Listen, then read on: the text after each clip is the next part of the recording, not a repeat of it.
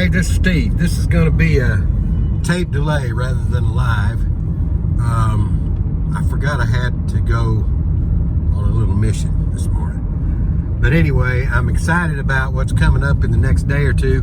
Tomorrow I'm gonna go down. It's Thursday today. Friday I'm gonna be down on Bearskin Lake interviewing one of the last Dortch family members that still resides down there. She was raised on the Marlesgate mansion. Remember, I've already told you all of that. But anyway, the other thing was I was gonna talk to you about some of my interesting coroner's cases, and I'll tell you, there's one that everybody always asks about, and it rates up there in the top 5 cases that I remember, and that's the John Markle case. That's the guy that worked for Stevens Inc., and he was a trader, Trader, and he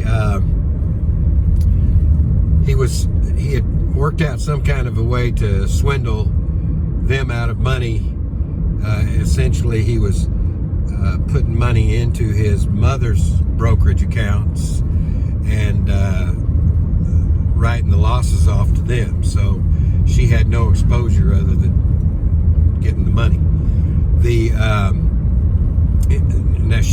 Interesting thing about his mother is she was Mercedes McCambridge, who she was a movie star and big Hollywood socialite, but the thing that you'll remember for, she played the voice of the devil in the movie The Exorcist, which absolutely scared the bejesus out of me.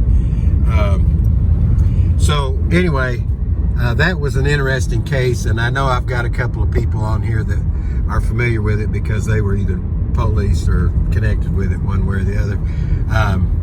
It was interesting. There were several things that were interesting about that. I mean, it could be a hell of a movie.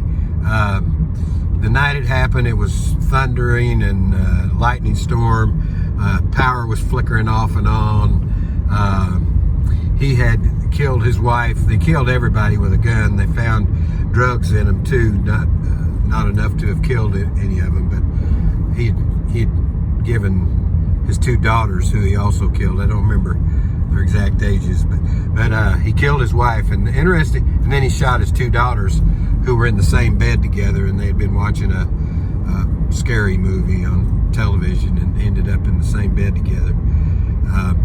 And then he shot himself. But the interesting thing to me was he shot his wife 5 times, shot his oldest daughter 4 times, his youngest daughter 3 times, and himself 2 times.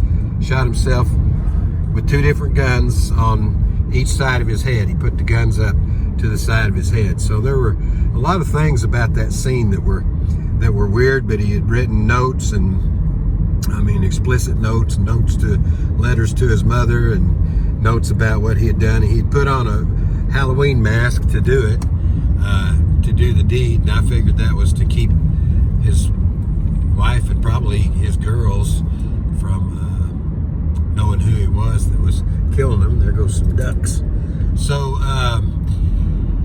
anyway, we also, another interesting thing. Oh, listen, by the way, when we first got there was a heavy odor of like chloroform or ether or something of that nature. We never did, or we couldn't while we were there on our initial search. Now, the Popos may have found it later, but we never could find the source of that smell, but it was there. Everybody smelled it.